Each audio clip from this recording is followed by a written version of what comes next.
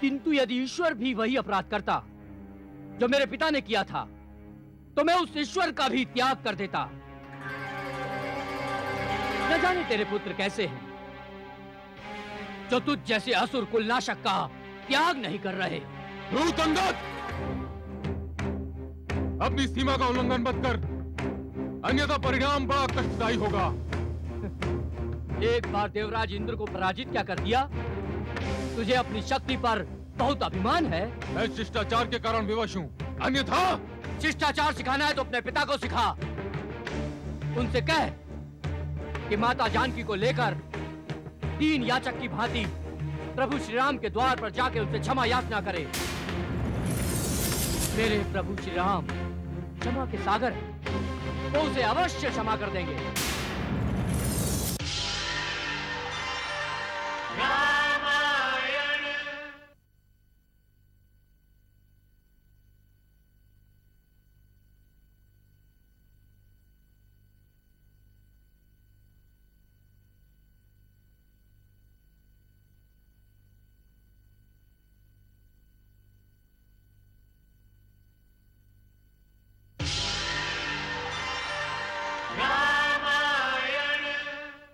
क्षमा के योग्य नहीं है रे वानर।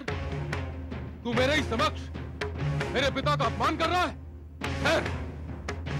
मैं तुझे तेरी सीमा का ज्ञान कराता हूँ। अरे जा रे अभिमानी पिता की अहंकारी संतान।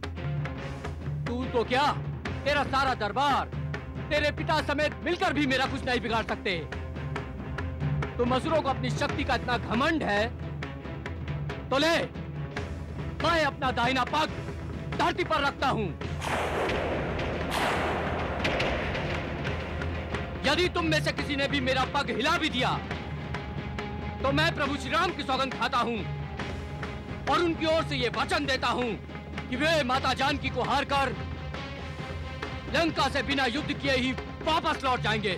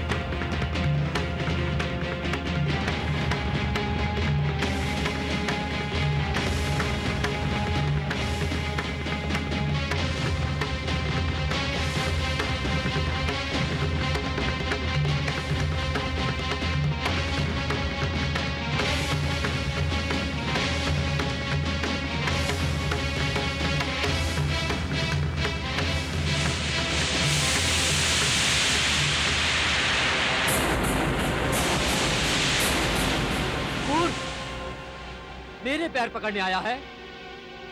तुझे तनिक लज्जा भी नहीं आती? मेरे पैर पकड़ने से तेरी रक्षा नहीं होगी।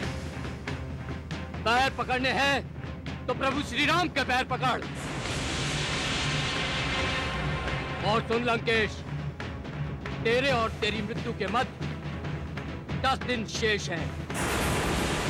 माता रणचंडी तेरे रक्त की प्यासी है। सारा असुरकुल आदि शक्ति माता चामुंडा का ग्रास बनने जा रहा है। और मैं प्रभु श्री राम की ओर से तुझे अंतिम बार समझाने आया था, किंतु तुझ पर क्या, सारी लंका पर काल की भयानक दृष्टि है। अब तुझसे रणभूमि में ही भेंट होगी।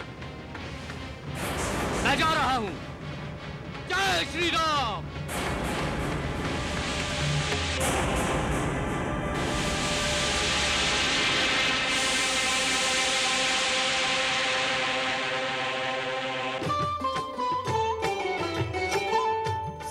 बलवान धरने रज चाटे, रावण अहंकार भयो माटे।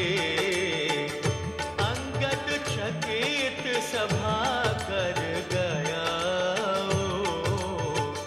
सबके मुख कालिक मल गया। सबके मुख कालिक मल गया।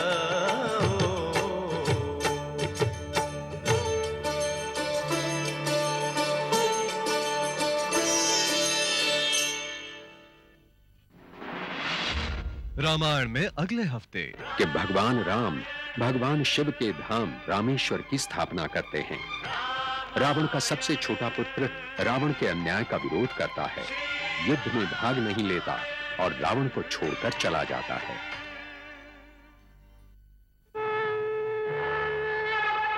भारत की आत्मा रामायण, भारत की आत्मा रामायण है पावन गाथा।